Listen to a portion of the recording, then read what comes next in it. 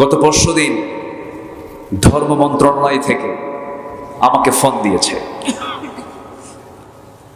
Phone দিয়ে বলা হলো, আপনাকে ইসলামিক ফাউন্ডেশনের পক্ষ থেকে রবিউল আউয়াল মাসে বাইতুল মুকাররমে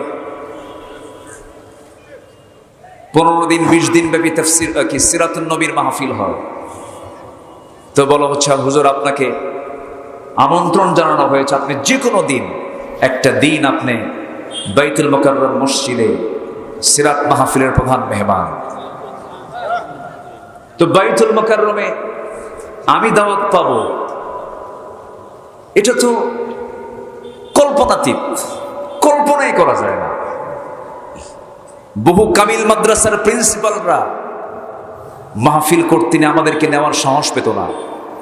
কামিল মাদ্রাসার প্রিন্সিপাল, ওরে বাপরে বাপ, আব্দুল আলামিনকে এই মাহফিল দাওয়াত দিলে আমার চাকরি শেষ। সেই জায়গায়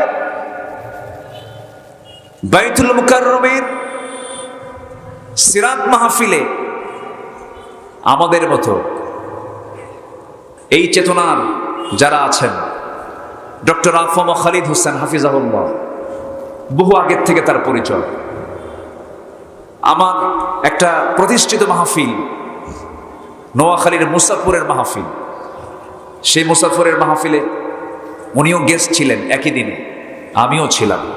উনি বাদে মাগরিব কথা বললেন, খুব দক্ষ আলোচক, তো ওনার আলোচনা 10টার পরে বোঝা কঠিন, অনেক গভীর পাণ্ডিত্য আল্লাহ তাআলা তাকে দান করেছেন। তো মাগরিব পর থেকে নিয়ে এশা পর্যন্ত আলোচনা করলেন। রাস্তার মাঝেই তার সঙ্গে আমার দেখা হলো, জাস্ট ক্রসিং হলো, এর মাঝেই কিছুক্ষণ কথা বলে নিলাম।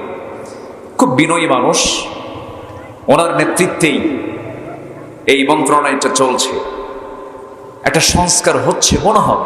জোরে বলি ইনশাআল্লাহ, জোরে বলি ইনশাআল্লাহ। তার একটা সিমটম পেলাম, ওই দালাল আলেম যা, তেলবাস যারা, তারা সব লেজ গুটে বিদায় নিয়েছে। বাইতুল মুকাররমের সেই ইমাম যে ওই ব্যর্থ প্রধানমন্ত্রীকে লকব দিয়েছিল কওমি জননী, সে লেজ গুটে মসজিদ থেকে বিদায় নেয় নাই, পালাতে বাধ্য হয়েছে। সম্মানিত ভাইয়েরা, সম্মানিত বন্ধুগণ, রাষ্ট্র ক্ষমতার প্রয়োজন আছে না নাই? আসতে বলবেন না, আছে না নাই? অনেক কার্ড খেলেছে, আনসাররে লেলিয়ে দিয়েছিল, রিক্সা বাহিনীকে লেলিয়ে দিয়েছিল, শ্রমিকদেরকে লেলিয়ে দিয়েছিল। নিজেরা মন্দিরে হামলা করে সংখ্যালঘুর কার্ড খেলতে চেয়েছিল, কোন কার্ড কাজে লাগে নাই, লাগবে না। কারণ জনগণ ওদের সব ষড়যন্ত্র বুঝতে পেরেছে। জনগণ হয়ে গেছে এক একজন প্রশাসক। জোরে বলি আলহামদুলিল্লাহ। যে জাতি 10 দিনের মতো, প্রায় 10 দিন 2 সপ্তাহের মতো থানায় কোনো প্রশাসন নাই, থানায় কোনো প্রশাসন নাই, 14 দিন প্রায় প্রশাসন ছাড়া একটা দেশ চলতে পারে, এক বিরল দৃষ্টান্ত হলো বাংলাদেশের মানুষরা। কে বলেছে আমার দেশের মানুষ খারাপ? কে বলেছে? আপনি ইন্ডিয়ার দিকে তাকান, অসম্ভব। সো ইন্ডিয়া কি? বলেন বলেন বলেন। আমাদের সব জিনিসগুলো ওরা চুরি করতে চায়। আপনি পাকিস্তানের দিকে তাকান, প্রশাসন ছাড়া 14 দিন, খুব মানবতার ফেরিওয়ালা বলে, গণতন্ত্রের ঠিকাদার বলে। আমেরিকার দিকে তাকান, 14 দিন প্রশাসন ছাড়া কোন দেশ, কোন রাষ্ট্র চলতে পারে না। আমার দেশের মানুষ, প্রত্যেকটা মানুষ হয়েছিল এক একটা প্রশাসক, সব পাহারা দিয়ে। তারা প্রমাণ করেছে আমরা দেশকে জীবন দিয়ে ভালোবাসি। মুগ্ধ, পানি লাগবে, পানি লাগবে। মুগ্ধতা ছড়িয়ে এসে দুনিয়া থেকে বিদায় নিয়েছে। তার মার চোখের পানি এখনো শুকায় নাই। সম্মানিত ভাইয়েরা, মেডিকেল কলেজে গিয়েছিলাম, হসপিটালে গিয়েছিলাম, চোখ নাই, কান নাই, পা নাই, 2টো পা চলে গেছে,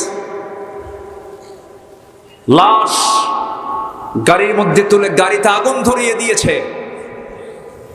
যা করেছেন আপনারা, ইতিহাস আপনাদেরকে ক্ষমা করবে না, ঠিক কি না? ব্যক্তি যে অপরাধ করেছে, ব্যক্তির শাস্তি কি হবে ইসলামে আছে না নাই? আসতে বলবেন না, আছে না নাই? ডাকাতের শাস্তি কি রাসূল শিথিল করেছেন? চোরের শাস্তি কি রাসূল শিথিল করেছেন? না। আশিদ্দাউ আলাল কুফার, আসতেছি আমি, রুহামাউ বাইনাহুম। ডাকাতের শাস্তি রাসূল শিথিল করেননি, চোরের শাস্তি রাসূল শিথিল করেননি। হবে আবার মদিনার কোন মুসলমান মক্কায় গেলে পরে কুরাইশ তাদেরকে ফেরত পাঠাতে বাধ্য হবে না, এবং সেই চুক্তির মধ্যে মুহাম্মদুর রাসূলুল্লাহ সাল্লাল্লাহু আলাইহি ওয়াসাল্লাম, রাসূলুল্লাহ শব্দটা কেটে ফেলে দেওয়া হলো। সাইয়েদনা আলী ওই সময় ছিলেন, বললেন না আমার দ্বারা রাসূলুল্লাহ শব্দ কাটা সম্ভব হবে না। রাসূল সেই সময়ে বলে দিলেন, আলী কোন জায়গায় শব্দটা আছে আমাকে দেখায় দাও। আমার নবজি যখন দেখতে পেলেন সেই জায়গাটা, রাসূল নিজ হাতে কেটে দিয়ে বললেন, চুক্তিটা বড় দরকার, কারণ আমাকে তার রাষ্ট্র নেতা মনে করেছে, এটাই আমাদের বিজয়। যেরকম সুবহানাল্লাহ, আমাকে তারা রাষ্ট্র নেতা মনে করেছে, আমি রাষ্ট্র গঠন করেছি, ক্ষুদ্র রাষ্ট্র গঠন হয়ে গেছে মদিনায়, এটা যে মেনে নিয়েছে এটাই আমাদের বিজয়। আল্লাহু আকবার। আমার বন্ধুগণ, আমার নবীজি দোয়া করেছেন কি?